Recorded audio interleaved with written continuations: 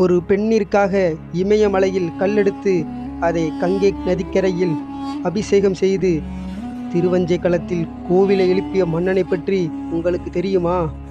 சோழ நாட்டை முறையாக்கி பாண்டிய நாட்டை தீக்கு இரையாக்கி சேர நாட்டில் கரையாகிய கண்ணகியின் வரலாறே இன்று நாம் இந்த காணொளியில் காண உள்ளோம்.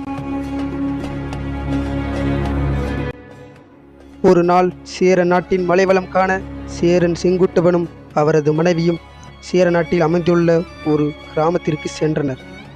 அவர்களுடன் இளங்கோவடிகளும் சீத்தலை சாத்தனாரும் உடன் சென்றிருந்தனர்.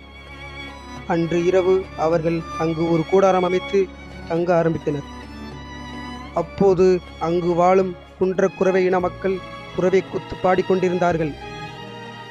அந்த பாடலை பாடிய குறவரின மக்கள், வேங்கிய மரத்தடியில் ஒரு பெண்ணை பார்த்தோம் என்றும் அவள் ஒரு முளையினை அறுத்தவளாக இருந்தாள் என்றும் அந்த பெண் தவக்கோலத்தில் இருந்ததாகவும் மன்னரிடம் கூறினர். என் கணவன் கோவலன் இன்னும் 14 நாட்களில் வந்து என்னை பறக்க விமானத்தில் மீட்டு செல்வான் என அந்த பெண் கூறியதாக மக்கள் மன்னரிடம் கூறினர்.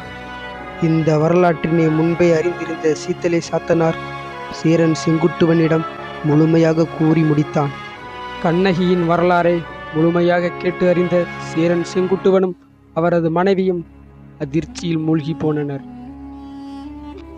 இப்படிப்பட்ட பத்தினியை உயர்ந்தோரான நாம் தான் போற்ற வேண்டும் என்று சேரன் செங்குட்டுவனும் அவரது மனைவியும் முடிவு செய்தனர். சேரன் செங்குட்டுவன் இமயத்துக்கு போர் தொடுத்து கனக விசயன் என்ற மன்னனை தோற்கடித்தான்.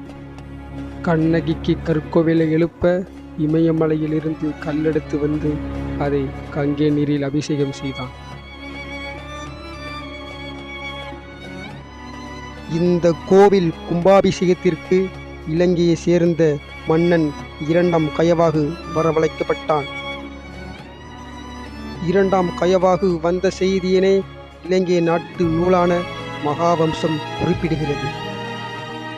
நாட்டிலேயே முதலாக ஒரு பத்தினிக்கு வழிபாடு நடத்திய பெருமை சேரன் செங்குட்டுவனையே சாரும்.